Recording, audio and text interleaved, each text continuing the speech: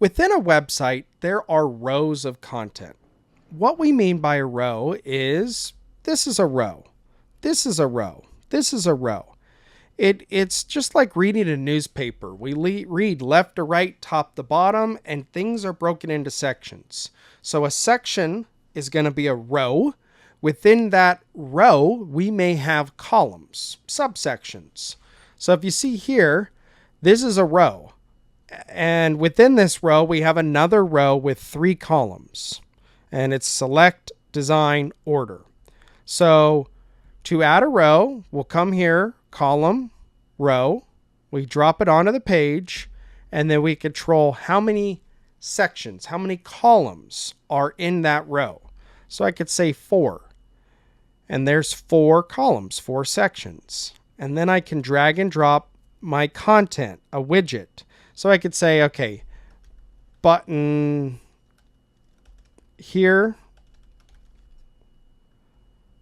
Let's go back to widgets. Let's do a design listing. So we'll list a few designs. We'll just go with 2 of them though. Drop an image. And a few links. And once we have our row of content, we can control what it does on smaller devices.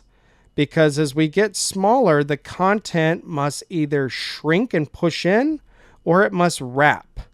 So I could come into the row settings and I can control what it's going to do. So I can wrap it. So in this case, it'll go 1, 2, 3 at the 4th row underneath.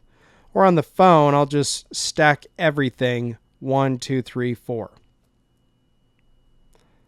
It takes a little bit of getting used to. Just know that building a website is as simple as select a page.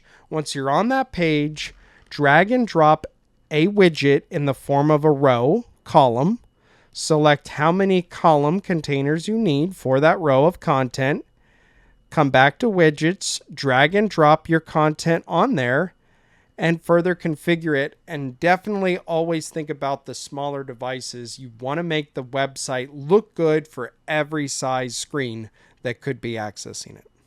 If you have any questions on how to control content and just general settings within a DecoNetwork website, simply visit our help resources and/or our YouTube channel.